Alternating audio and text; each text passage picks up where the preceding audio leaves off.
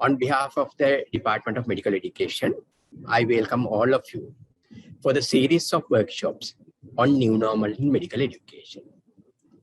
This has become very important in the current situation because due to the COVID restrictions, the medical education is facing a challenging time, a challenging situation. That's why we need to adapt the available resources and technology and thereby adapt medical education to current situation and current restrictions. That's the reason that the Department of Medical Education have planned a series of workshops titled Medical Education in the New Normal.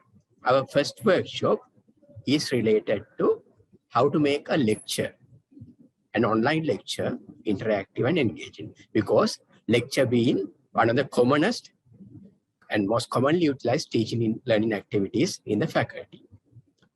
And there will be follow-up workshops that will be discussing different aspects of medical education, such as practical teaching, group discussions, clinical teaching, so on and so forth.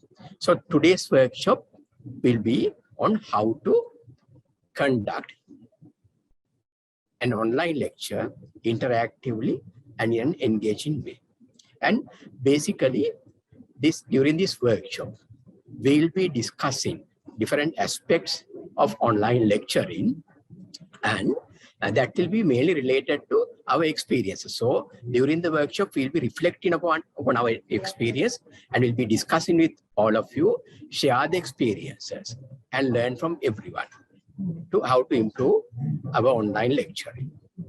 And there'll be some group activities also where you'll be planning and designing an interactive plan for an online lecture, interactive online lecture. So this will be the general plan of the workshop. Let's start with a brief presentation. And I welcome and thank my co-resource person, Dr. Pandula Siribaddana, who is an expert in IT and medical informatics, and he'll be my co-resource person during this session.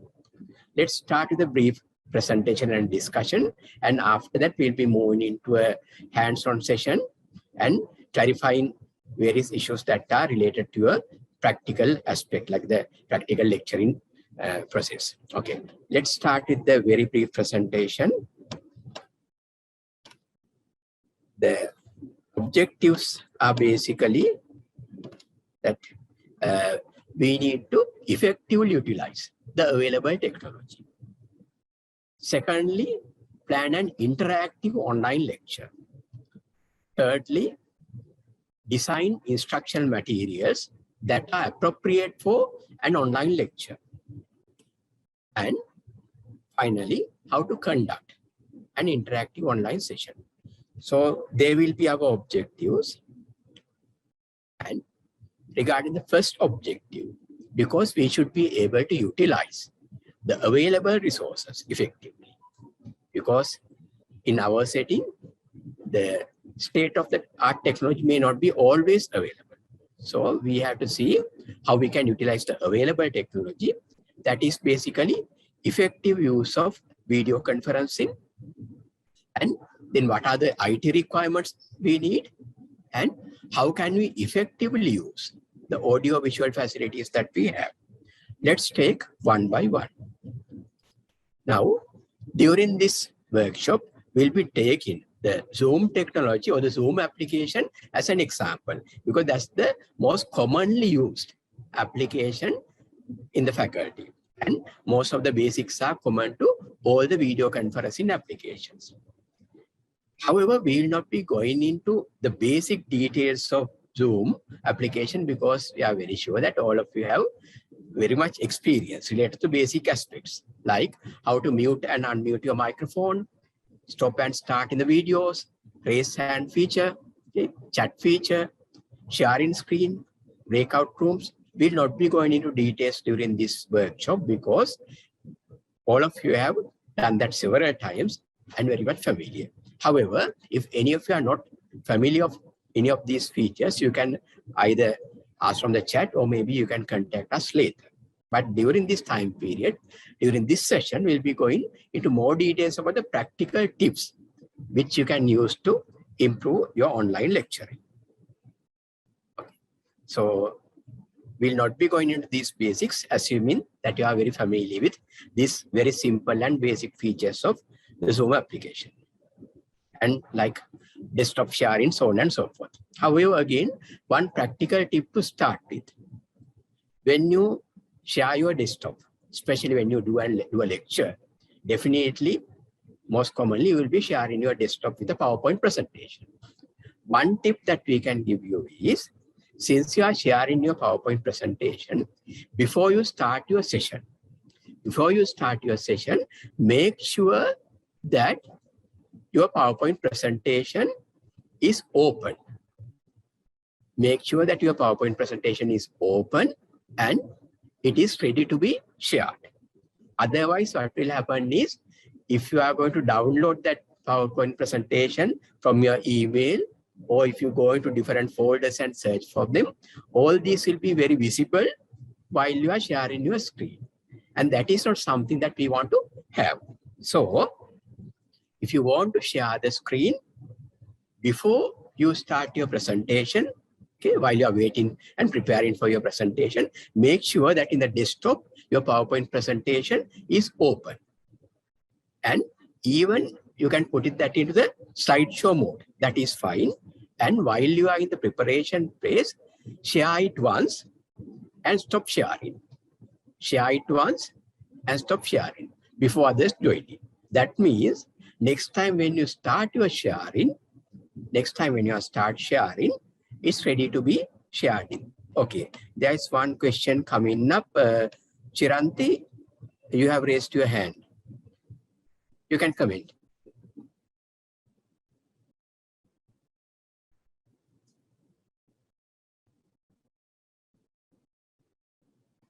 Chiranti, you have any comments? Yes. I'm sorry about the interruption. I just want to clarify something with you. When we're sharing the screen, I thought only the screen that we share is seen to the other participants, and when we switch between screens, they say screen sharing post on Zoom. So I just wanted to. I was always under the impression that only the window that we have shared is seen by the others, and when we switch between screens, or when we have multiple sort of windows open that the others don't see, just wanted a clarification. In a way, correct, Chiranti. When you click on the share screen, then you will be seeing the different screens that are available now. So what is highlighted is the screen that you are sharing. Like here, what is shown in this shared screen, the green one. So what is highlighted will be shared. That is correct. But when you click on that, then it will be taken directly to your desktop generally. So in your desktop, usually you have to click on your PowerPoint and start that now. So during that process, if you are not ready, what will happen is the attempt that you are taking to open the PowerPoint and put that into the slideshow mode, that too will be visible. So that may not be very professional. That's what I'm trying to highlight. So you mean so that if we share the desktop instead of sharing a window, then that would be right. Okay. So. Yeah, generally most will be what you are telling is correct, Chiranti. If you share the desktop, that will happen. But if you share a window, it won't happen. It will not happen. However, to share, that's what I have done here, because I have gone directly into the window. But to do that, you need a bit of technological competence. You know, what most will do is go to the desktop, and then from there try to put the PowerPoint into the slideshow mode. So in that way, that arrow clicks might be visible. So yes, if you are sharing the window directly, no problem. But if you are opening from the desktop and then from there you are sharing, it will be visible. Have I made myself clear? Yes, sir. Thank you. Yeah. So So both options are there. Actually, both options are there. But if you are sharing from the desktop, be mindful of what I am telling. But so therefore, keep the PowerPoint open. Never try to open it from maybe email, because I have seen that happening. Say when people are trying to share the PowerPoint presentation. Sometimes they might go into the folders or sometimes even to the email address. So all these may not be very professional. So very simple. Even if you are not that savvy technologically, what you can do is open that PowerPoint presentation in the desktop, and when you are sharing the desktop, go into the presentation mode straight away. Okay, so good. Yeah, good question. Thank you. So those basics, those are the simple things that we want to share. All right.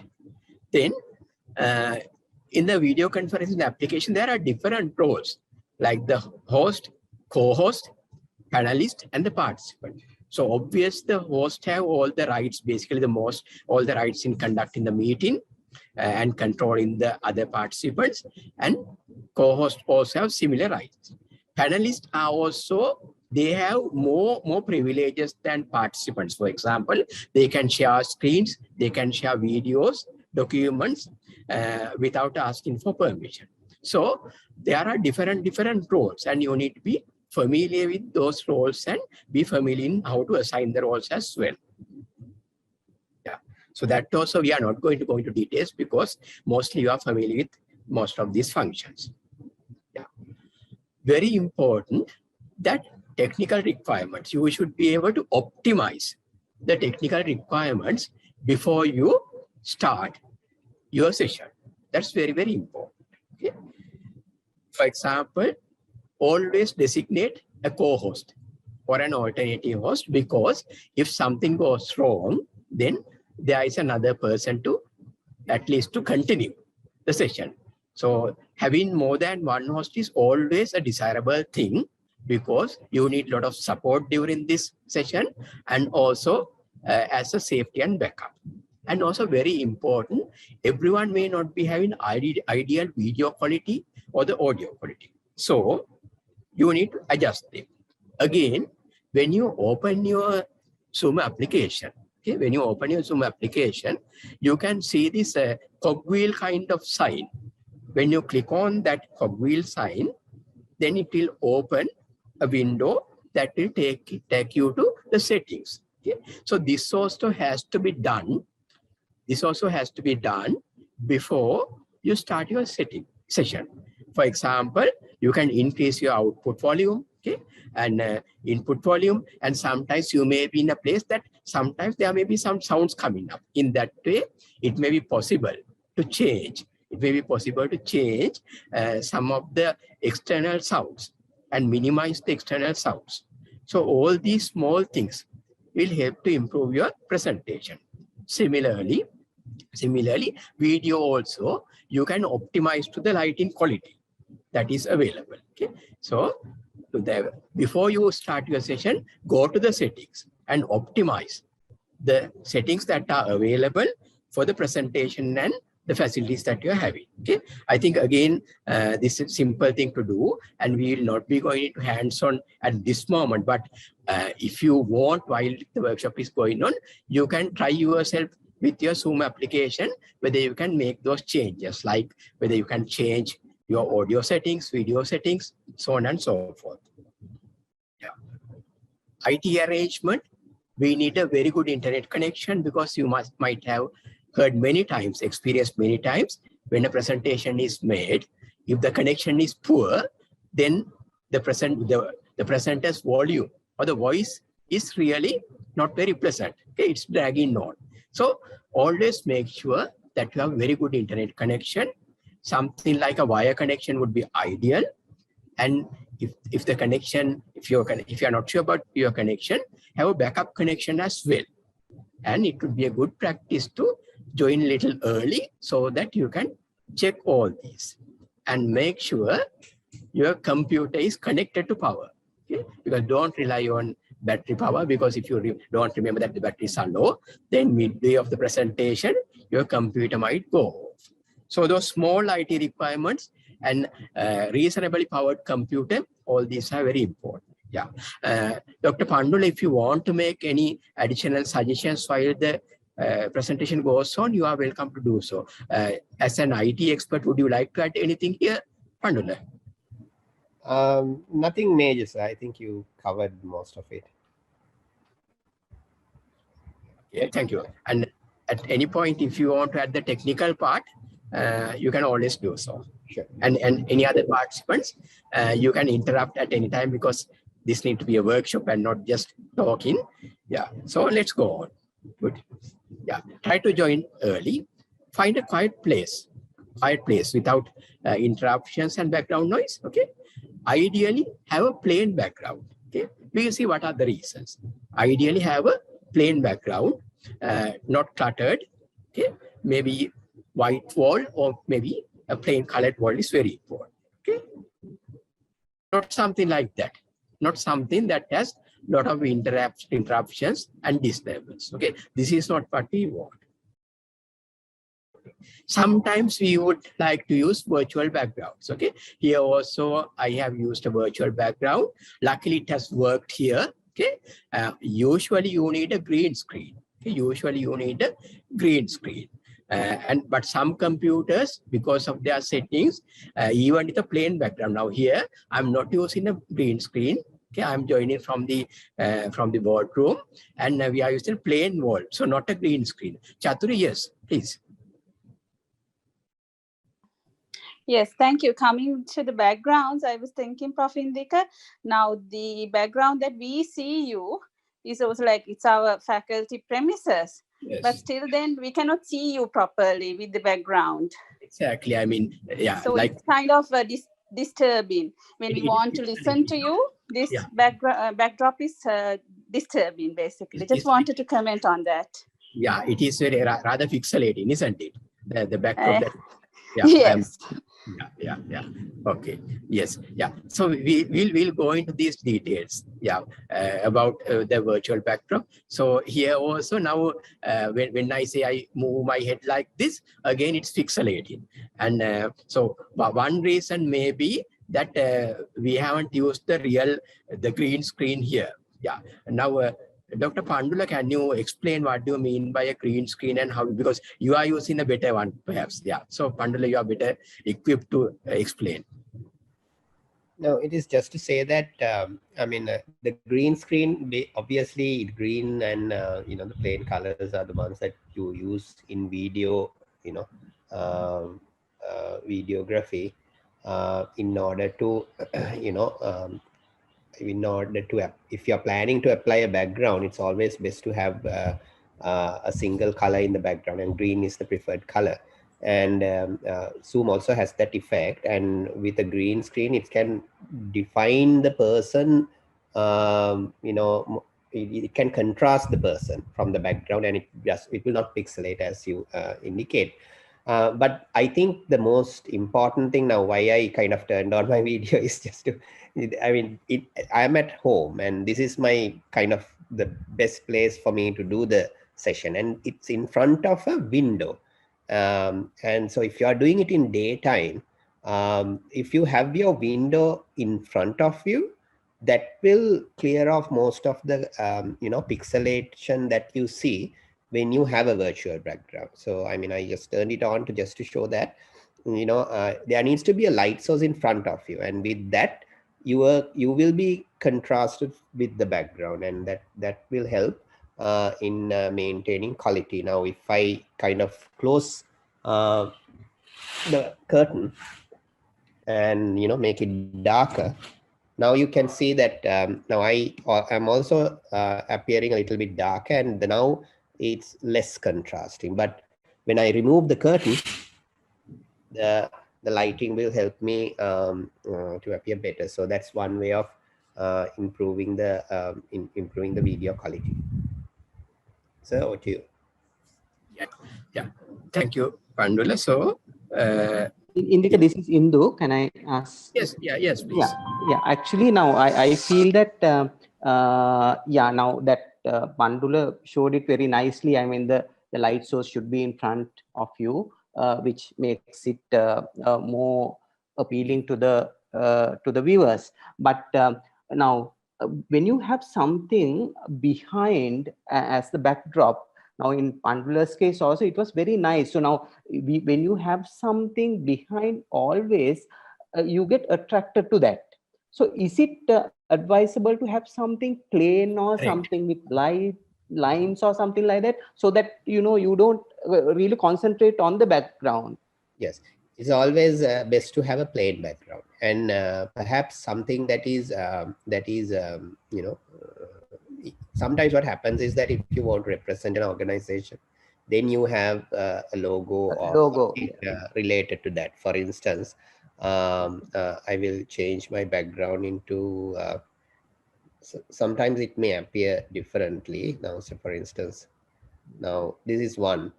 I don't know whether you see it. This is made for a particular purpose, and similarly, I think this is SLMA at once we did.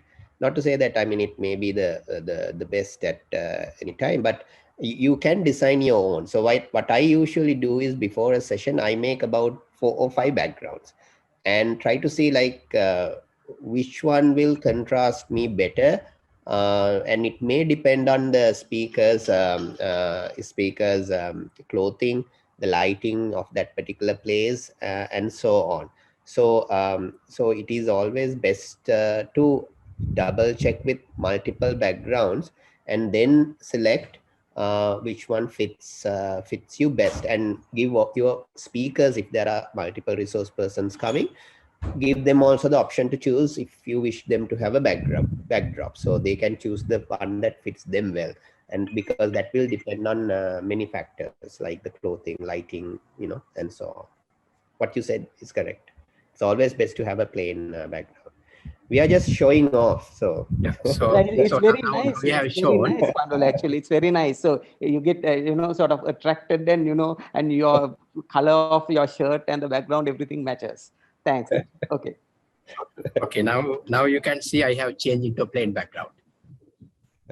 Yeah. Yes, Indika. Okay. So yes. So all these things are, so it depends on the presentation that you are doing. Sometimes we are doing an international presentation representing your institution or the country would be a good idea.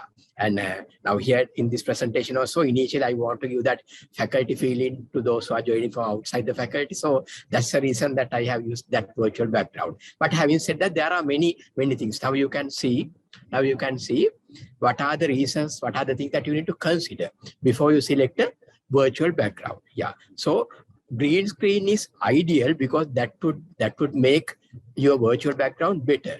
Now you might ask where to find a green screen. Now green screen, the professional ones may be quite expensive, but sometimes you can have, say, homemade green screens also.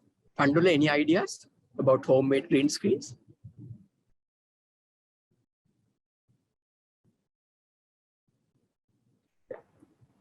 Sometimes even, say, your wife's sari, or if you are a lady, your own green sari might even do.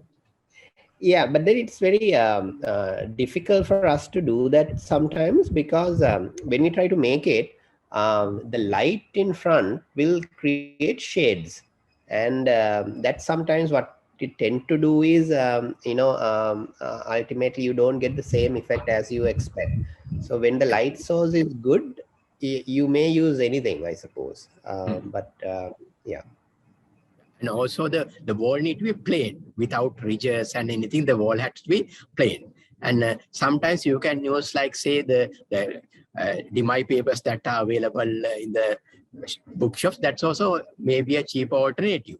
Yeah. So you can experience it different types and maybe even different backgrounds. But what Indu said is here, the virtual background should not be distracting. That is very important. Okay. The technical quality, all these things are important considerations when you think about a virtual background. Okay. Ashwini, do you want to make a comment? Yes, just wanted to add about the homemade background. So over the past few months, something that so there are 2 people on Zoom screens at home, and one thing that worked for us is we have a wall designated for that, and we put a plain wallpaper. So which is ideally suited to go on the wall, and it is green and right in front of a window. So because it wasn't very expensive, since it was just that little bit that we pasted it on, so a small sacrifice on the home decor, but it made the the background much easier to manage. Exactly. Yeah. So if you have a good green screen, actually it would improve the quality of your virtual background. Some effects like the pixelations and these things that you see can be minimized with a good green screen and good lighting. Okay. So it's up to you to experiment and play around. Okay. Yeah. So how to do it is very simple. Go to settings, virtual background, and then select.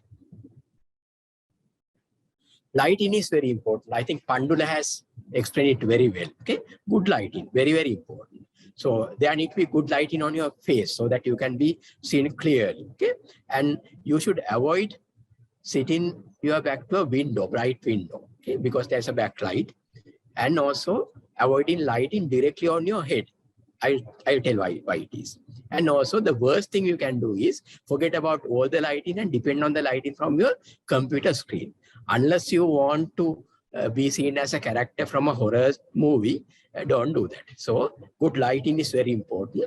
If you have good natural lighting, that's fine. Okay, but sometimes if the natural lighting is not very good, then you can go for indoor lighting. Then you can either go for warm lighting or white lighting. Warm lighting is actually better. The yellowish lighting is better. If not, maybe white indoor lighting. Sometimes there are good illuminators which are like the round shape or circle shape like a tire, which gives equal distribution of lighting. Anyhow, lighting is very, very important. Now during this workshop also, we have got the support from the Dean's office and the AV unit to provide the lighting for us. Yeah. Again, Pandula, you want to add into this part? Regarding lighting, at home, actually, even a reading lamp would be fine. A reading lamp that is positioned maybe about, say, 1 to 2 feet distance, provided it is directly on your face and evenly lighted. Yeah, I think Pandula's face I can see very good, evenly lighted. That's natural light. Until about 5 o'clock, I am good. After that, it will not work. So basically, I mean, what you said about that circular lights, we tend to call it TikTok lights. Yeah. So you can buy it cheap, and that tend to give a good lighting Yes.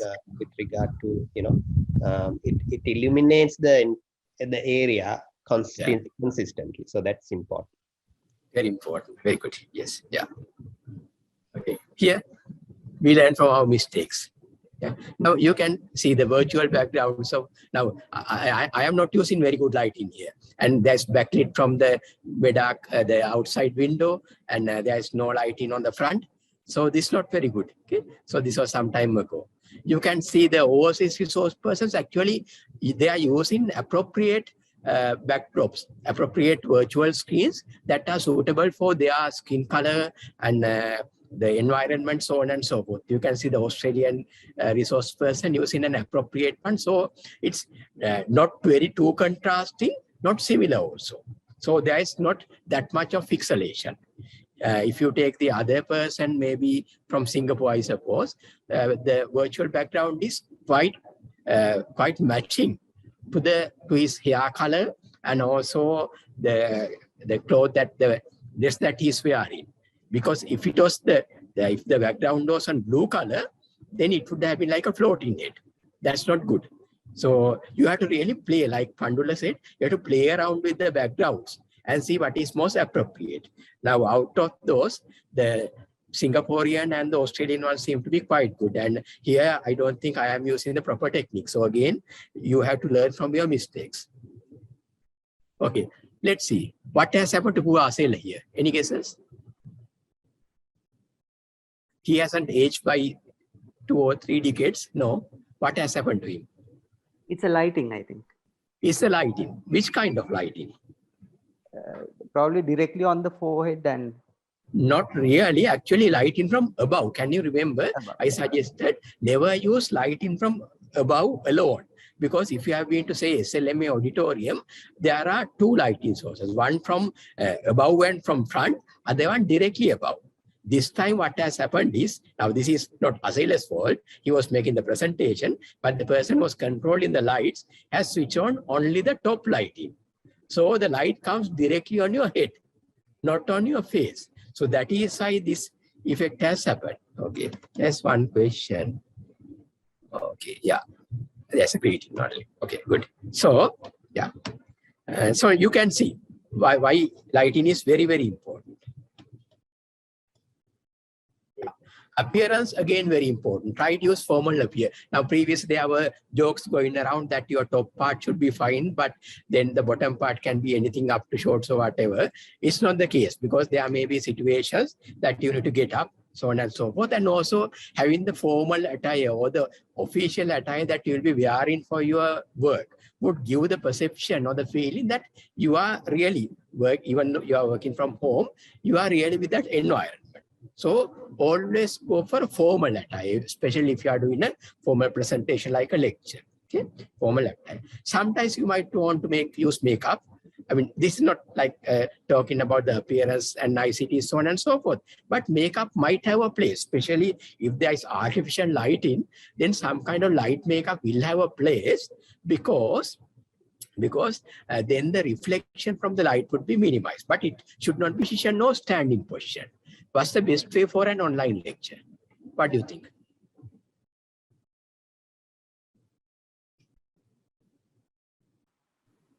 Standing position. Actually standing. Why? It transmit, the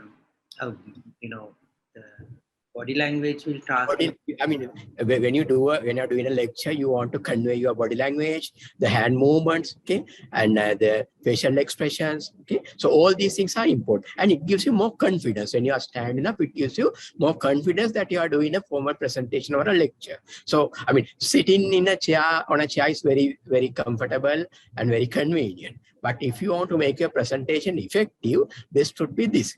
But having said that, when you are making a presentation from your home, it may be difficult. Then you might have to find out a stand of adequate height, which you can make the arrangement. It's not easy. Any suggestions from your side? I haven't seen many making presentations in a standing position, but that is what is recommended. Any suggestions?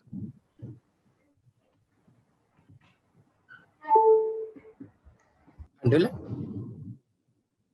Well, I haven't tried standing lectures. Yeah, it's not easy. It's not easy. Yeah. Plus, when you have only your top part formally attired, it's difficult to stand. So. only top. So that is not the rule. That's the bottom part also should be attired. Okay. Yeah. So yeah, appropriate makeup sometimes may be necessary. Okay. Camera, very important. I'm sure most of you will be using your laptop camera, okay, your laptop camera, and make sure that the camera is at the same height like your eyes. So you have to adjust your camera. Adjusting your camera is not a difficult thing. You guys just switch on the video, and then yes, you can change the camera angle. And if the laptop screen, you can easily adjust the angle of your laptop screen by just changing the screen. Yeah. Generally, your face should be the center. Your face should be in the center, and there should be adequate space from the top, from the bottom. You might see, even if you go to newsletters of even professional organizations, nowadays, rather than putting photos of the meetings, the physical meetings, they put the photos of the virtual meeting. And sometimes you may see faces with rather, say, grotesque appearance, and then only part of the face is visible, okay? And the face is say, shaped in an abnormal way. So all these things can be avoided if you make sure that your camera is at the same height. But the problem here is generally when you sit, when you're in the seated position, your laptop camera angle is slightly below your eyes. So you might have to make some arrangement, like say, put in some books on that, so that it will be on the same level like your eye. It has several advantages. Chiranti, you want to make some comments? No, sir, I was about to say the same thing, because instead of adjusting the flap, I have also found that elevating the laptop is what kind of gives a proper angle. Very easy. Can be done very easily. Can be done very easily. That will give you the ideal effect, the optimum effect. Otherwise, what will happen is if you keep it as it is, and if you are in the seated position, then generally your camera is below you. So it will be like taking a selfie from below. You generally don't do that. No, you go for the best angle. So why not apply the same principle here also, get the best angle? The best angle here would be your eye level. Your eye level should be at the camera level. So the easiest would be, I agree with you, put some books. Then you can get that the correct level. And make sure that to leave some space at the bottom and the top. Okay? And I have, again, sometimes I have seen resource persons joining in tabs and phone cameras. Better not to do that. Unless you are supremely competent, better not to do that, because that will almost always lead to some problems. Okay, let's see some examples. Okay, so something like this. You adjust it so that your face is in the middle. And when you are watching, there are several layouts. Okay? When you speak, the basic layout is the active speaker, where the zoom is automatically taken or focusing towards whoever who's speaking. That always happens.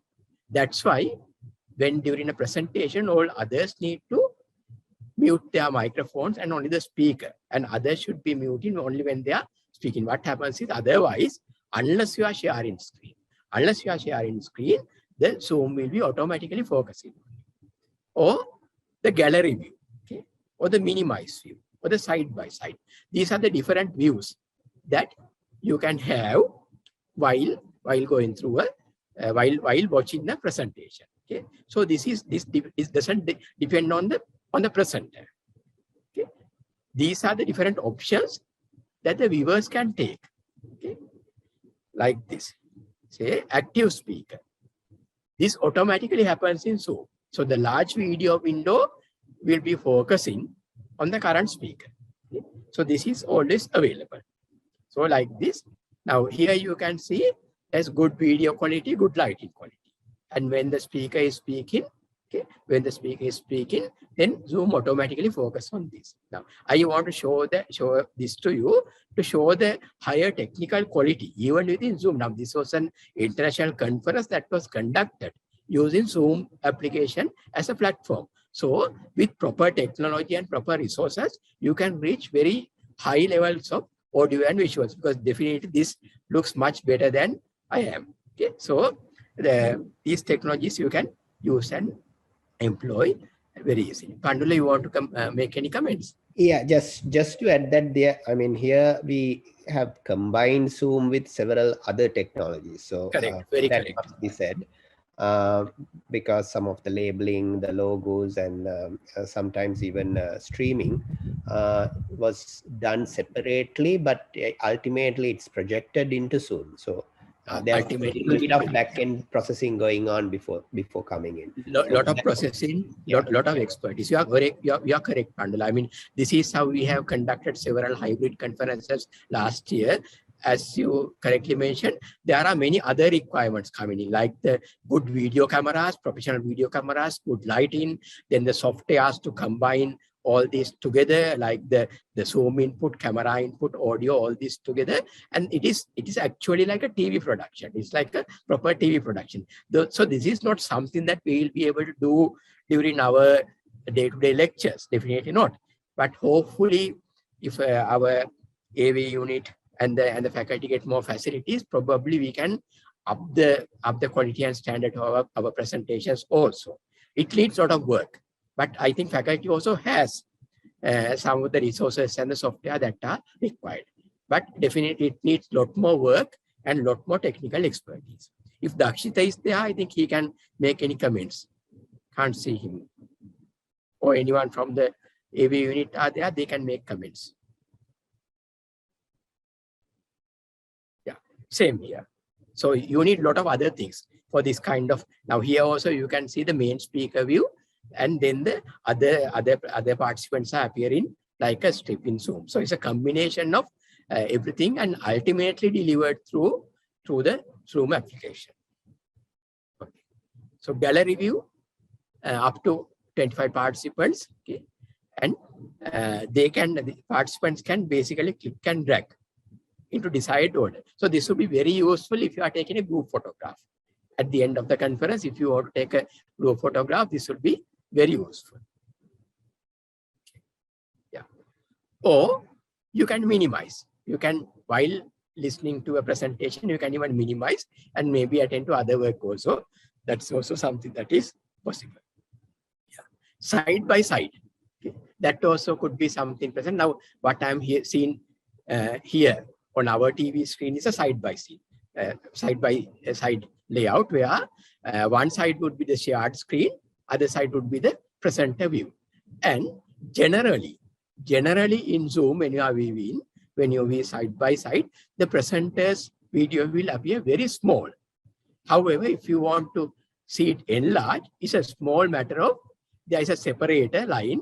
When you move your cursor around the screen, you will just near the shared screen, you will see that line, something like this, okay, something like this. And then if you move that, then basically it will take into the larger view, something side by side. So this is a very nicely done side by side. Again, like Dr. Pandula mentioned, this needs a lot of technology. Okay? So this side by side is done by the software application from the production side itself. Okay, from the hosting side itself. So it is viewed by others in this way. So this is a more professional application during a hybrid conference where the presenter is presenting and the hybrid other physical participants are viewed from the other window. So this is a professional application of the side-by-side application, side-by-side view. And like I have mentioned previously, you can watch the presentation shared screen slides at the same time the speaker, and generally the speaker looks small, but if you go to the interface between here, you might be able to, in a general one, now this is a software-based presentation, in a general one, you can just move around and then make this one smaller and make the speaker screen larger, so that you can have an equal kind of professional looking layout and watching the presenter at the same time presentation. That's also very possible. Okay. Now here another one. All right. So here Mahesh is joining the same one, same this thing. Again, yeah. Now Mahesh is wearing green here. Now at this moment he doesn't have any problems. But could there be a danger? Anyone? Any comments? If there's a green background? Exactly. If it was a green background, then it would be like a floating head. Or if it was if he was using a virtual background in a green screen, what would have happened is even the computer might even recognize his green shirt as part of the green screen. So the virtual background will appear there also. So if you are using a green screen, here Mahesh will not have any problem. But if you are using a green screen, then don't wear green, because that the system or the software will recognize it as a part of the green screen. All right. So now doing lectures is difficult enough. Gaining the attention and making them without boring is difficult enough. When you do online lectures, it's even more challenging. No? Why online lectures are even more challenging to make it interactive compared to, say, virtual physical face-to-face meetings? We know the common practices, no?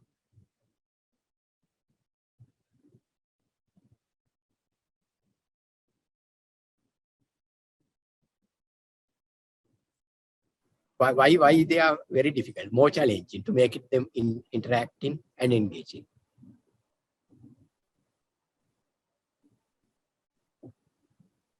Any ideas? All of you have done your online lectures, no? Yeah. So you must have faced it very challenging. But what were your experiences? Because it sometimes. Yeah, please. Sorry. Go ahead. Asel? Yeah, it is sometimes like speaking to a wall, because we don't know what is happening on the other side. Yeah, whether exactly. we are penetrating and there's no response. Yeah. So it becomes boring for us also. Yeah. So one way maybe, I mean, having the gallery view and asking if the participants are there, they can switch on their video. That could be one way. So there are different possibilities, but the problem that you are telling is also there. Sometimes they can say keep the Zoom on and muted, but they may not be even there near the computer. All these possibilities are there. That's why we need to make them very engaging. So we have to always interact with them. If we do a very, say, one-sided presentation, then the engagement will not be there. Okay? So you have to practice in advance. Okay? Now, do you know there is something called Zoom personal meeting room? So nowhere else. Where else can you meet you? No other place. Okay? But in Zoom, you can have a personal meeting room where you can meet yourself. So in these places, you can practice your presentation. Okay? So practicing in advance, very important. Okay? And speak clearly. Good natural face. Try to interact with the participant. But now this needs a lot of, say, competency, but important. Now, while we are making the presentation like that, you can say, okay. Now, Sahan says, they will have more distractors at home. Definitely, yes. Okay. So that's a direct message. Sorry, Sahan. Yeah. So interact with the participants during the lecture. So chat with them, discuss with them, give them resources, give them links. Okay. Answer to their questions. In that way, you are not just delivering a presentation, but you are interactive. So time to time, go to the chat and then see what they are telling. Okay. Or if there is a chat coming, you can see. So all these right throughout your presentation, interact with them. And body language, very important. That's why I again highlighted that it's better to be standing up. Okay. And find out the way that how can you keep your laptop at the position that you can deliver your presentation standing up. Eye contact. How can we establish eye contact? Now, in a lecture, we say you should maintain eye contact with everyone. Okay, everyone should be feeling that you are looking at the lecturer is looking at you. How can you make sure that you maintain eye contact? Any ideas? How can you maintain eye contact?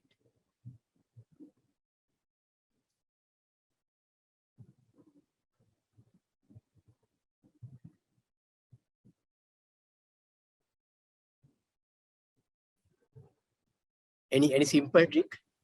By looking at the camera, perhaps? Exactly. That's all. That's all you need to do. Just look at the camera. There is no other way.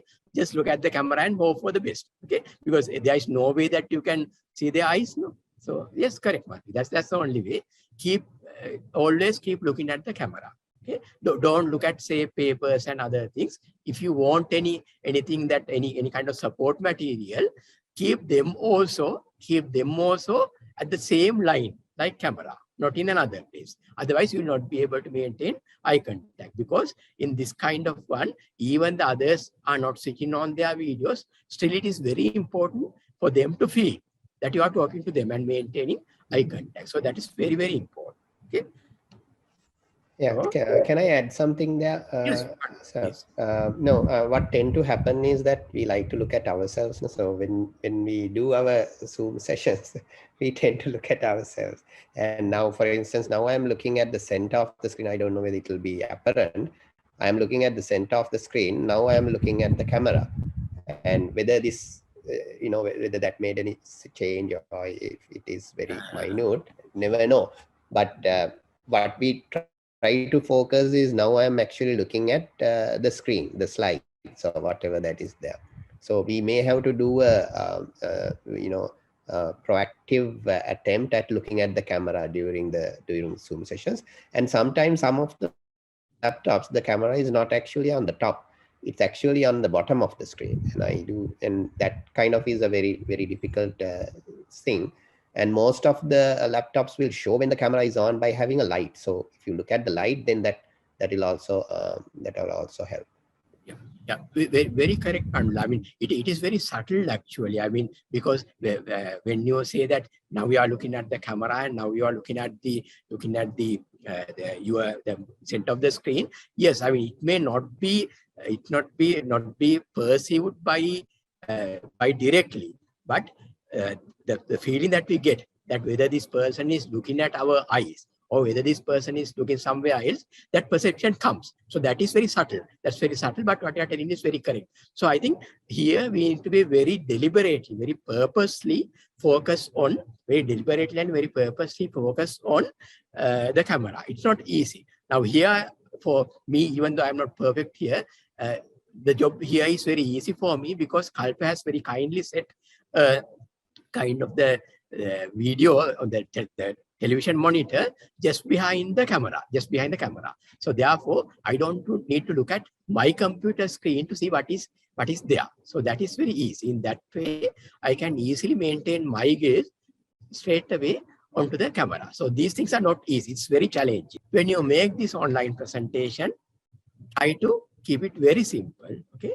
And don't say too many things too quickly. And never overstuff, especially online presentation. Don't try to give too much content. And when the slide is there, never try to read everything that is there in the slide, because that is the audio visual perception. Okay, that's the visual perception. So you don't have to read everything because the audience can read what is there. Okay. Yeah. Now, education design is very, very important. Now we have basically tried to learn from our mistakes. Now the education design is very, very important. Okay. Yeah. So what we have previously gone through and what we have reflected upon is some of the errors that we might be doing inadvertently is entirely for educational purposes to learn from different areas for improvement. Okay. Now, beyond that, let's move beyond that. When we want to make a presentation interactive, okay, education design is very important. Now, many of us are very familiar about this cone of learning. Okay? Many of us are very familiar about this cone of learning. Now, what we read within few days, we'll forget and retain only 10%. What we hear, okay, we retain only 20%. So, what we hear and see, 50%. Okay. So therefore, during an online lecture, we are in a bit of an advantage platform because we can say, we can show. Okay. So all these facilities are there. If you can add what others say, maybe a bit of a discussion into your lecture, then the retention would be better. That's why a group discussion is, the retention in a group discussion is much better than a lecture. Okay. So how can we incorporate all these things? How can we incorporate all these things? The auditory part, the visual part, everything into our online lecture so that it would be more engaging and interactive. Again, the secret here is try to activate all the parts of the brain as much as possible. Okay? Going back to neurosciences, say, if you can activate your visual cortex or the auditory or even the emotional or the limbic system, okay, then it will be much easier. And then our brain's information processing and retrieval would be much faster, because when you combine all these modalities together, making connections between information becomes much, much easier. Okay, this is where the lesson planning comes into play. What we call Garnier's key principles. Garnier is a French psychologist who have come out with basic principles in education. This is not only for online learning, but for any lesson planning, any lecture, these are important. How can we arouse the learner's interest? We have to keep them motivated. In online platform, there are many ways that we can do that. For example, maybe a video or maybe a nice photograph, okay? And clearly communicate the objectives. Okay? And we have to stimulate what they have learned previously. This also, in online format, you can do it very easily. You can get them engaged much easily, maybe through questionnaires, quizzes, so on and so forth. Okay? And provide key messages and find out whether they have learned. Again, you can have a quick assessment or a quiz, and you can discuss with them, provide feedback, get their feedback. All these possibilities are there. So, yes. So when we plan our online lecture, we need to follow these key principles and make sure that they are interactive and engaging. Okay. Pandula, would you like to add any strategies of how to do this, how to arouse learner interest, or how to clearly communicate objectives, how to stimulate prior learning? Yeah. Let's have a discussion. Before that, sir, may I add something related to stimulating the senses when we do slides or when we do our sessions. Sometimes when we nowadays what we do is like we tend to record the Zoom sessions and make it available to the students as well. And when we do PowerPoint narratives or PowerPoint videos also, we generally, accept that having the speaker on the side of a PowerPoint, appearing in a video might not necessarily be the most effective way of delivering it. So I think in Zoom also, sometimes it may be the case as it may be, but it'll all depend on what you expect. Now, say for instance, now as I think somebody said when we discussed why we want to, why we think that standing up and doing the lecture may be the most efficient, is that we tend to use gestures and we tend to kind of do various things to attract as well as convey our message, and we lose that as soon as we lose the line of sight, that what we do in online teaching. And therefore that's why we do that part. But then there may be certain instances where your appearance may not necessarily add value in terms of grasping a particular message, or in certain instances. So and especially with our limited resources, where video will add to the bandwidth and sometimes make things slower, especially in the morning sessions where the learn gets stuffed out. um, uh, you may not be able to project your videos, so it will be only your voice that they can hear, and therefore we should be prepared to use our voice to do what we have been using, what we have been doing with all sorts of gestures and so on. So our voice becomes the key component in conveying this message. So just to add that to the previous discussion. And yeah, you want to add anything to that? Yes, maybe Pandula, the other areas, say, how can we get the feedback? What are the tools that we can use, like the quizzes, polls, so on and so forth? So can you give some examples? Yes. So I'm sure many of you also use it. Generally, if I do a session with our trainers or the trainees, um, um, it's very difficult to do what we do naturally online. Especially, it's difficult to do a joke, right? You don't know whether the guys are laughing or not. So, and when you don't get a response, you do not know what to do next. And sometimes the natural things that you have been doing, you are not able to do. So instead, you use the tools that are available to you. So as you all know, there are always there is the chat that you can use. Sometimes I tend to ask the trainees, okay, can you just type your specialty on the chat so I know the background of it. So they take a few seconds, and I see a whole list of specialties appearing. It's not necessarily for me to know what the specialty that they are in. I already know because I have the list with all the names and the specialties. But that makes them interact with the system, and that they become part of the system. So anything that you can do to get them involved will add value in online discussion. It may be using tools available in Zoom, or it may be tools outside of Zoom, where you can get them to do a quiz or a poll, or even in the LMS and so on. So within Zoom, you have the chat which you can use to get people to answer a particular question or to give feedback about something.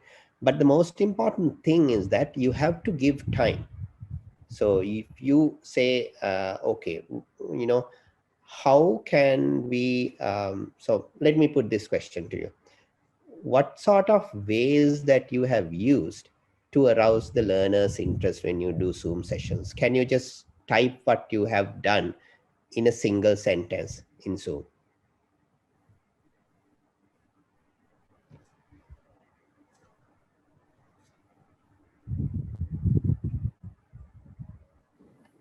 Thanks, Pandula. So yeah, Yeah, shall we? so I'm actually looking at the chat now.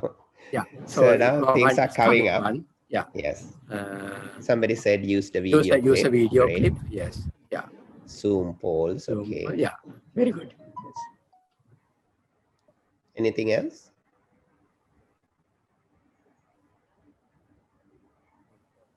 Polls, nice too. Yeah. Questions, videos. Ask them to explain diagram. Okay, fine. Maybe we can ask them to, give an experience that they had if they wish to share, or pose a question on the screen and then get them to, select something which A, B, C, D, type your answer. Anything will go on. But the important thing I wanted to emphasize is you may have to pause and watch the chat and let them type, because that interaction takes time. It will not be like you are doing your face-to-face sessions. The interactions will not just come up. Even in face-to-face, you know that it takes time. But in the chat, it will take even longer, because they have to type, they have to, get the sentences organized, sometimes think in Sinhala and type it in English. It takes time. So that time is an important entity. So will you be covering the polls and all later on, I suppose, no? Yeah. So what we'll do is actually once this, soon after, we'll be moving to group work where the participants will be planning an interactive Zoom lecture session, online lecture session, not exactly the content and so what they will be doing to arouse the learner interest and so on and so forth. Madhuri, you have a comment? Yes, sir, if that's all right, just very quickly. Something that I have found, I know we are getting to polls later, I found it a little bit tricky, is that because the poll has to be created ahead of the teaching session, it can sometimes be difficult to pose a question via polls in a very interactive way. I personally have found that in large group teaching, 50 students, like a professorial group, that sometimes it's quite helpful to tell them, as I am teaching, to put any questions they have coming up in their minds into the chat, rather than raising their hand and asking in between, because I find that somehow it is a little less distracting for me when it happens that way. Another thing that I have found very useful when dealing with slightly smaller groups, like groups of about 50, where I'm trying to get some interaction and there are students and I need to check that more or less all of them are participating, especially in small groups and PBLs, I generally request that they rename themselves with just the last 4 digits of the index number next to whatever their preferred name, so that then the list of names comes down sequentially in the order of the register, which makes it much easier for me to mark and also to keep a tab on, who is and is not speaking. So that's another thing that I find quite useful. And regarding use of the video, generally, I try to switch it on very briefly at the start, just so that they see me and they know whom they're with. And then, of course, I switch it off, as Dr. Pandula said, because of the bandwidth issues and all the other sort of distractions that can be occurring in my own environment, which I wouldn't want them to necessarily see. Yeah, those were the things I wanted to mention. And also just the fact that when I have very large groups, like maybe a whole batch in a lecture online on Zoom, I tend to use that function as the host of the meeting, where I actually disable the mics and the videos just till everybody's started and settled in, because otherwise sometimes people accidentally unmuting themselves and reducing the sound quality for everybody else. And then I'm scrambling to try and make sure that I'm, muting those mics. Sometimes they have joined on smaller mobile devices and don't even realize they're unmuted. So those were just a few things I wanted to add. Thank you.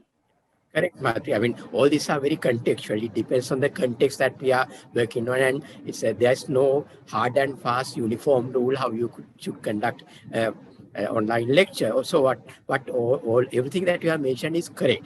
Yeah, when it comes to the interactivity and polls and so on and so forth, I think that's where the planning part comes in. It may not be. I mean, it's very difficult to come out with a quiz simultaneously and spontaneously.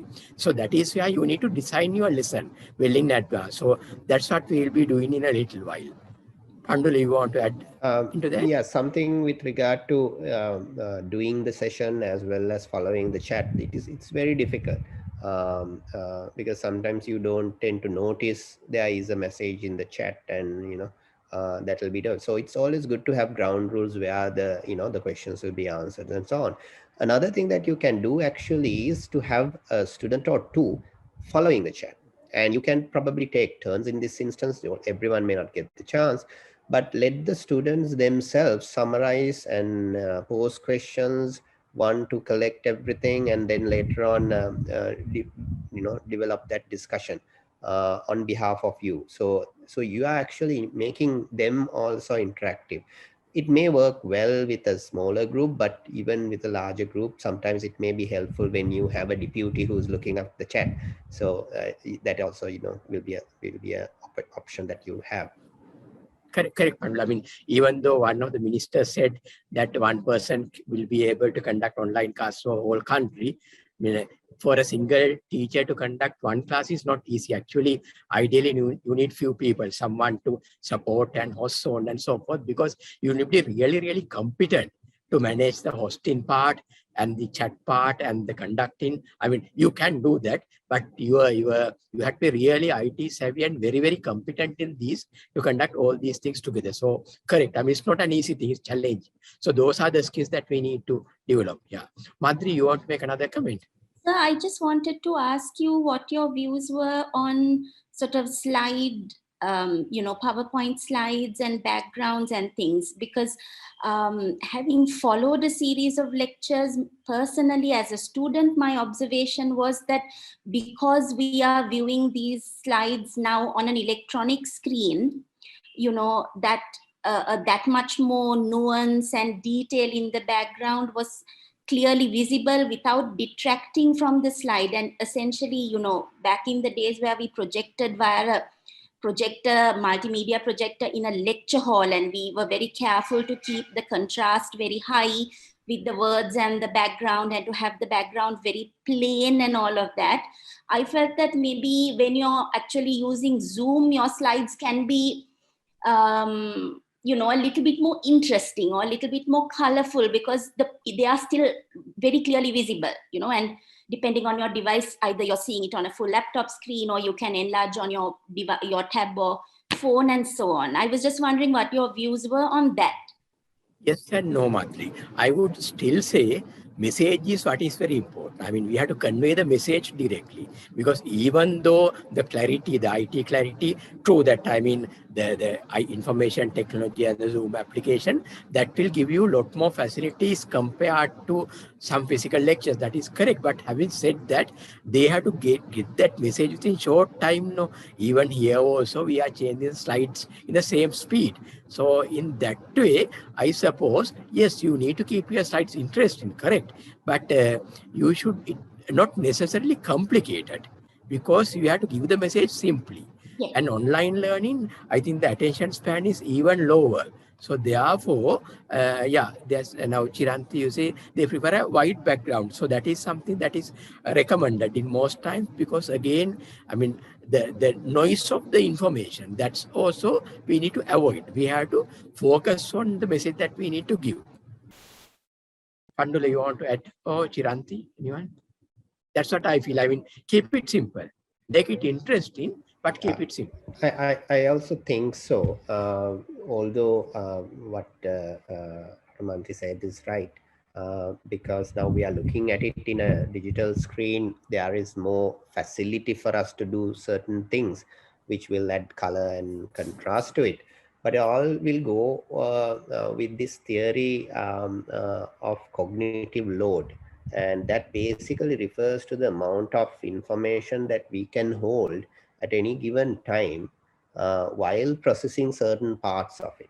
So what you basically add with, say, if you have multiple colors, all that will be, perceived through the visual sensors. And when you have voice, that also gets carried in through your auditory sensors. And when you say, for instance, say, if you add a rabbit's image into that particular slide, it looks colorful, but that adds to the visual load that you're having. So what ultimately it does is now you have relevant information in your working memory and a not so relevant information also in that working memory. So now theoretically speaking, you are limiting your capacity to process. And therefore it's always best to avoid that kind of things unless they are with a focus. That means that there's relevancy to that. And this is the same reason that sometimes when you say, for instance, if you're projecting a skull in your slide, and it will be difficult. I was looking for a slide to show, but it will be difficult for the person who's looking at it and visualizing it if you label the skull A, B, C, D and put the list somewhere else, right? So if you label the different parts in the skull itself, that will be easier to comprehend. The reason being then there's less amount of work for the user to do or the listener to do. So as teachers, when we do develop in this instructional material, these are general principles that we adhere, whether you project it through a overhead projector or whether you develop slides for the digital screens. But definitely there are more features that you can do. Certain rules may not really apply. If you really making slides for screen viewing, you would probably need not to apply to these rules of the font size to that extent, because you can accommodate more content in that regard. Yeah. So this is in education term, this is what we call a cognitive load. You have to be mindful of the cognitive load that we are giving to the students, and there is a limit that there's a simple saying in the past that at a given time human mind can take up up to 6 to 8 points.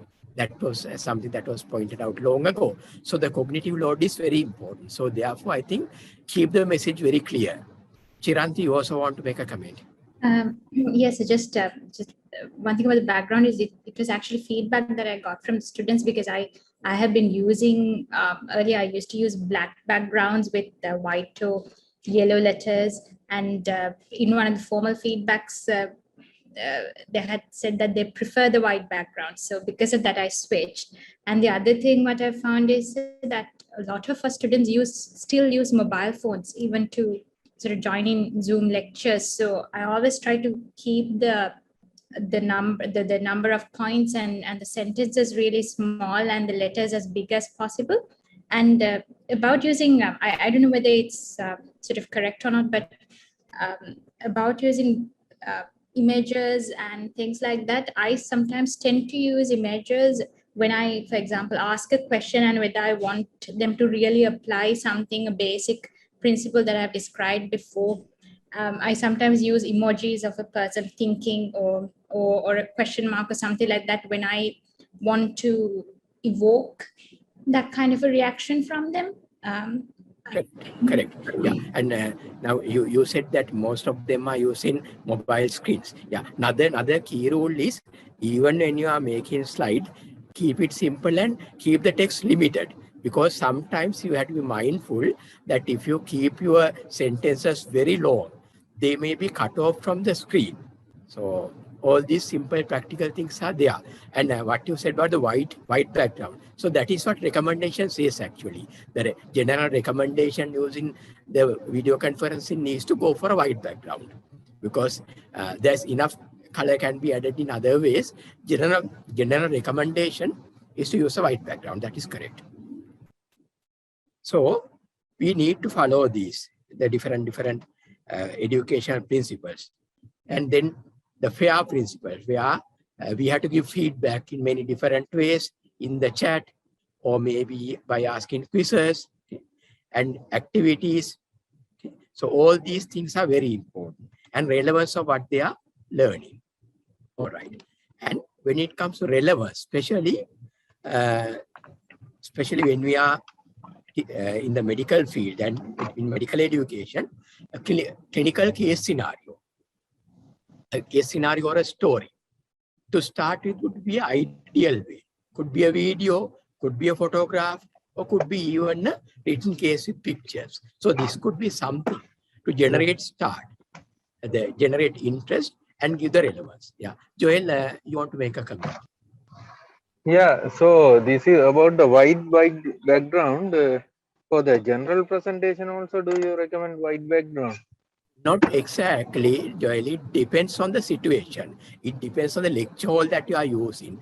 It depends on the background that you are using. For example, if you are presenting directly onto a wall and if the wall is white, then Yes, your slide correct. will not be differentiated. So, in a general Yeah, rule correct. is, I mean, just to add few more, the general rule is if the lecture hall is well illuminated, go for darker.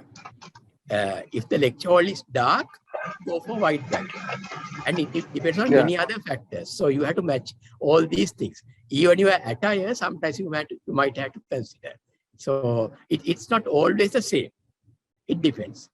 Here also, it may vary, especially in your Zoom platform, if you are using a different, say, different backdrop for that one, using different maybe technologies, then in that case, again, your background color may vary. It varies, but general rule, simpler the better. Simpler the better. Yeah. So these are the simple rules. Simple site design, minimal animated text. Okay, and use large fonts. Use large fonts. The general rule is when you look at the slides in the slide sorter view, if you can read them, that means that should be adequate. So generally about 6 points, per slide maximum, and make sure that only the main points are shown. Okay. Visual images, again, here also of high quality, good resolution, okay, good reinforced screen text. So, and that should emphasize the main points. Like Pandula said, the rabbits and maybe cats may be very lovely, but they might not emphasize the message.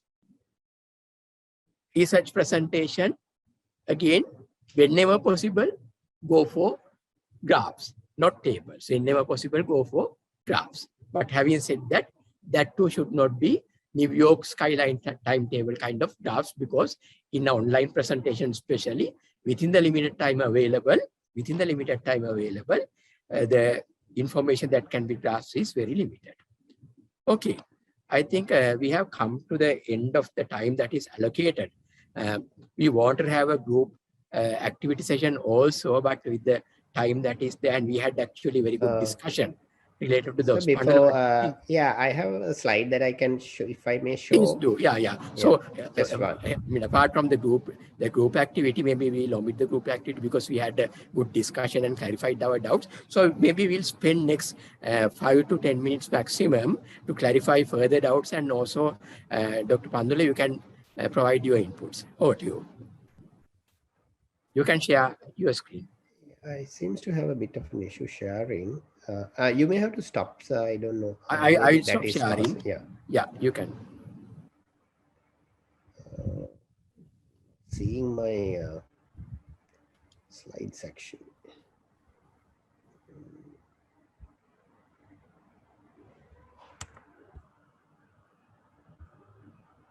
Well, this is what you said not to do. Because I am not seeing my specific slide, I may have to share the desktops, right? So yeah, please go ahead.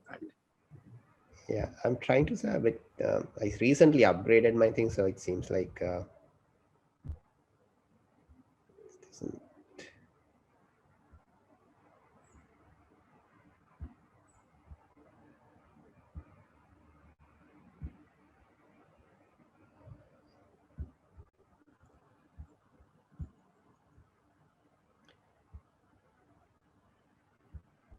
there is some sort of an issue that does not actually allow me to share. So,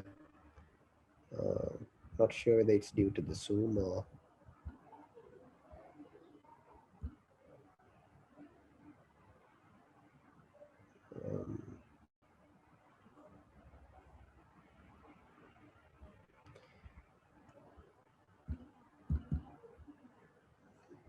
sorry, sir, but I don't think I can share. I just upgraded, so I think there is an issue in the sharing. We have to skip that. Just wanted to, you can just say, provide your inputs, Pandula, in that case. That's fine. Yeah, no, this is with regard to the same thing on having different images. So when I said that use images sparingly, that was actually referring to using irrelevant images, like say for instance for design purposes or for other purpose. Otherwise, if you basically use images to explain certain concept, I think that's perfectly fine, and that basically generates enthusiasm, and you can actually generate discussion rather than putting things straight in as text. You can actually generate more discussions when you put things indirectly based on things that students generally see everyday life, so that they will think around and they will themselves ultimately come up with an answer. So I just wanted to show what I meant, but anyway, technical issues can come. This is also something we need to keep in mind. Things will not always work. Yeah, that you have to be always mindful that technology will not work all the time. There will be problems every time. There will be problems, so you have to be ready. So that could be another take-home message, that there could be situations where everything will not go correct in the way that you have planned. So you need to have backup plans as well. Okay, so we'll spend this last few minutes to clarify maybe any more comments or any suggestions, clarifications from any of you.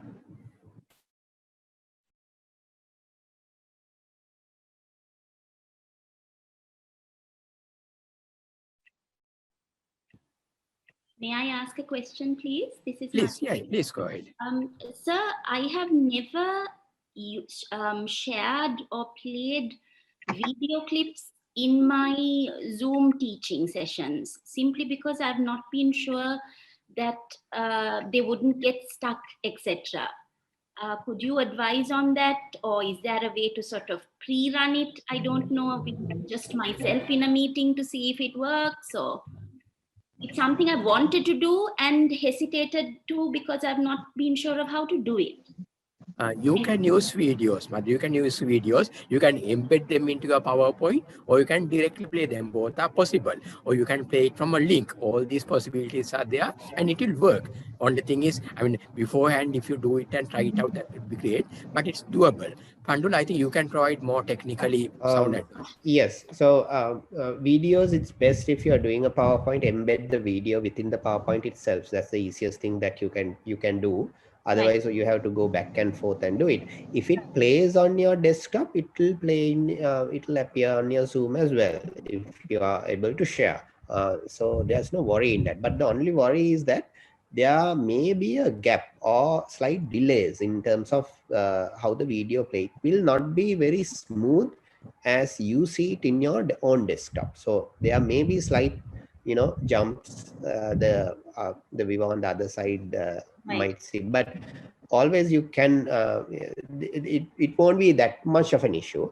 But there are other softwares that we tend to use to stream a video directly, so that it will be as smooth as you see on your desktop. But for our purposes, embedding the video into your PowerPoint itself and using a quality which is less than the high, whatever the high density, high resolution that the video may be. So a lesser quality video may play better than a high quality video, and it may give you less trouble also with the bandwidth. Right. And do I need to adjust the audio settings in some way on my? No, when you're sharing, in the place where you select different screens, at the bottom you have a checkbox to select that says share audio. So only if you click that the video will play and the listeners will hear its audio. So otherwise they will only see the video part of it, Dr. not the Pandula, audio. thank you. Dr. Pandula, is that setting, when I set up the meeting at the beginning? No. At the point where you share the screen. At the point when I share the screen. Thank you so much. That's very helpful. Yeah. Thank you.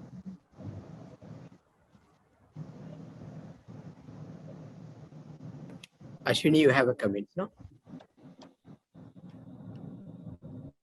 Dr. Ashwini, and just to mention that sometimes I do have trouble sharing even the embedded videos for just the reasons that Pandula said.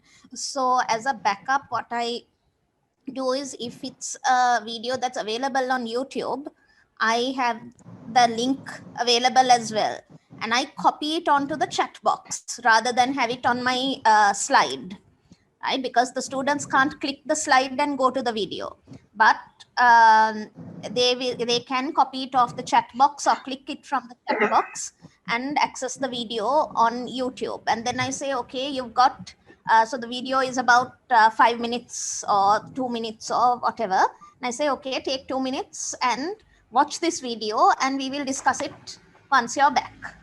And so in the absence of sophisticated software, that is what I find helpful. Yeah. So yes, I mean that could be one easier way. And chatbot, I mean the simple feature of the chat box we can use innovatively and make it interactive. Like you can use the chat box to message the students, share documents, share links, share resources. So all these are possible actually. So with good planning, very good interactive could be maintained. Only thing is it actually calls for a different set of skills. Different set of skills compared to delivering a lecture. So that is something that we need to learn. Yeah. So it's possible. I mean, the possibilities are endless. Any comments? Joel, your hand is up. Yeah, can you hear me? Yeah. Yes. So what about now having a lot of sentences on a slide is not good. That's obvious. What about now if you want to try to explain a clinical things, and if you just show image and keep on talking, what is your opinion on that? Using an image to start with. I mean, if you go back to that the Garnier's principle, the first step in good lesson is generating interest. So there you can start with maybe a photograph. So starting with a photograph or showing a photograph would be a good idea. Actually, it's actually kind of advisable and desirable to start with maybe a short video clip, not very long, or maybe a photograph. That is fine. Right, but at least the viewers may expect some slides with some words, isn't it? In the subsequent things. Yes, subsequent, yeah. So I mean, that you need to plan your lesson. So starting point can be a slide, but later the text can come in. Yes. Yeah, what I feel is when you do a thing to medical students, I think what they are interested finally is in the content of the lecture rather than how we tell them. They are interested. They are interested in. Yeah. Correct. I mean, that is generally they are very much interested in content. At the same time, I mean, it all depends on where we assess also. If we assess content, obviously they will be focusing on content. Yeah, correct. So it depends on the way, our approach to education as well. Yes. Yeah, correct. Pandula, you want to show some of the slides? I mean, I don't think we can show everything, but if there are that's the thing. So I was just wanting to show this video. Just I mean, when I play this, just see whether there is a break or if there is a thing. I will show it for a few seconds and I'll off it and then we'll have a chat. Supervise the meals which are served at cost and will compare with the best of urban restaurant fare. Lunchrooms and food wagons are conveniently placed all over the 87-acre plant. Okay, was that clear, or what's your feedback on that video?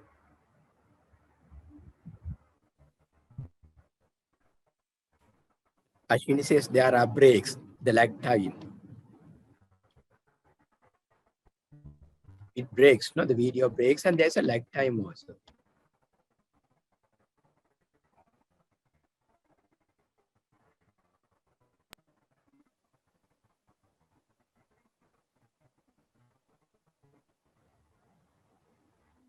Yeah, that's the thing. So it plays very smoothly in my computer. This is what happens when you have videos. There will be a little bit of a lag to the viewers, but you don't see it in your computer.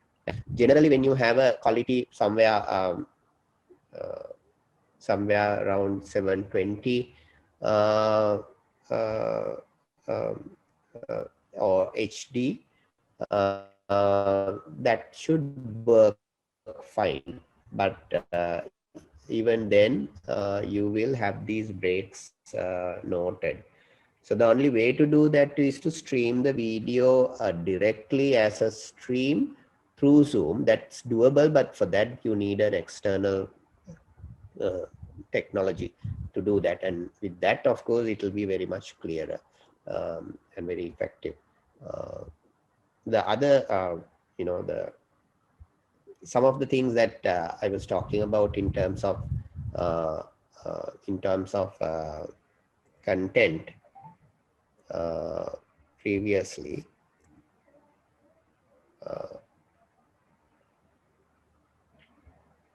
Sorry, are you hearing me? There was an internet. Yes, yes, can hear. Prof, can you hear me? Yes, yes, can hear. We can hear you, Pandula. Prof, can you hear me? Yes, we can hear. Prof, Indika. Yeah, suddenly it went off. I don't know which may, that might. Okay.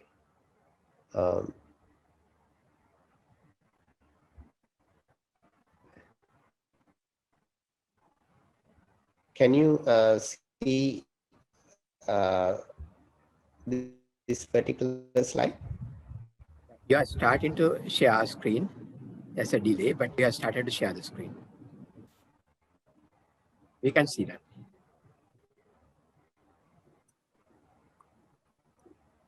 Hello, can you see? I will. Okay.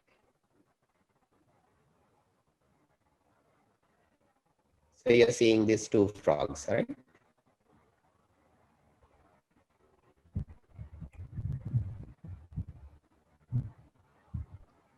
Can you see the two frogs? Yes. We can. Yes. But not the video.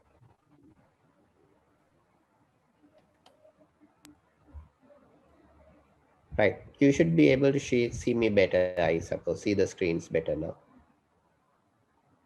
Can you see the two frogs? Yes. Can you? Okay. So basically, I mean, when you present things, there are certain subtle things that you can do in order to, make life simple to the listeners or to the students. Like for instance, is one example. We talk about the ear of a frog and its importance of where it is being located. But the missing part is we haven't mentioned where the ear is. So basically, in order to make this slide more effective, we have to point it out. So this is just to say that when we do use diagrams, images, or whatever, it is always important for us to think what are the information the user now wants in order to comprehend this particular message. Now, when you have two vital information in two different places, that can generate a thing called a split attention effect. And how we avoid that is to bring those two closer.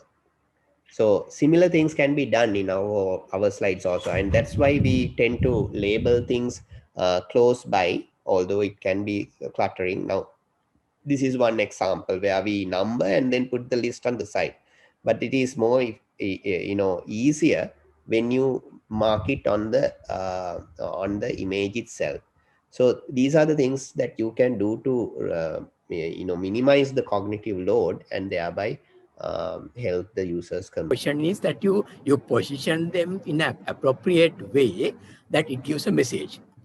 The juxtapositioning, that's another important principle in instructional material development. All these are very, very important things. So everything taken together, the key message that we can give today is that it's the educational design and planning that matters. When it comes to conducting a very good, engaging, interactive lecture, what really matters is actually the design part. Design how you start your presentation, how you generate interest. Just remember the Gardner's principles. How can you generate interest?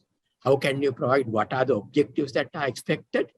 And then how can you provide the content without cognitive overloading and plan juxtaposition? How can we make them interact? active, interact with them, and how to provide feedback, how to get them active. All these things, I suppose, has to be planned. So therefore, lesson planning is very important. It is not just preparing a PowerPoint and then basically arrange the Zoom meeting and uploading and making the presentation. It is not that. A lot of planning goes beforehand in making a lecture or an online presentation interactive. I think that should be the take-home message from today's work, today's session. Pandula, you want to add before we conclude? Yeah, I mean, it is only to say that we all have the flexibility to innovate, and there may be multiple ways of doing things, and every day there are new tools that are being introduced. So if you Google in in relation to anything on tips and tricks and how to get people engaged, there are new information coming out every day, and that's something that I try to do always whenever I'm discussing a new topic or something, where I try to learn from those who have already done it, and I think that's the best way to do it. And even in this instance, I think you yourself might have a lot of experience in terms of doing various things to get the attention and get people in, although unfortunately we were not able to have that discussion as we expected. But it's always a changing technology, changing means of doing education, and we also have to adapt as it comes, I suppose. Correct. I mean, that's the very reason that during the early part of this discussion, we were reflecting upon the mistakes that we have done and learn from them, because all of us are actually learning. This is a new thing and all of us are learning. Having said that, the education principles stand. So what is important is to go by the education principles, but rest actually you can learn. It's up to you to innovate and learn and find out new pathways. So ultimately, again, the take-home message, the most important is find out, decide what you want to teach, the objectives, and then design appropriately to deliver it effectively and interactively. Okay.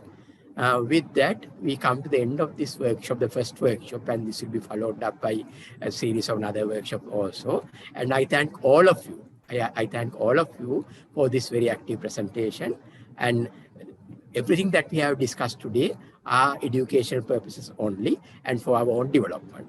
And I thank everyone again for the active participation. And I also thank the Department of Medical Education for their support in organizing, the staff of the department, and also from the Dean's Office, Mr. Kalpa Pereira, and the AV unit, Dr. Dakshita, as well as the staff, Mr. Chandrakumar and others, everyone who has helped us so much to make this workshop a success. With that, we conclude the workshop and have a great day. Thank you. Thank you, everyone. Thank you, sir. Thank you.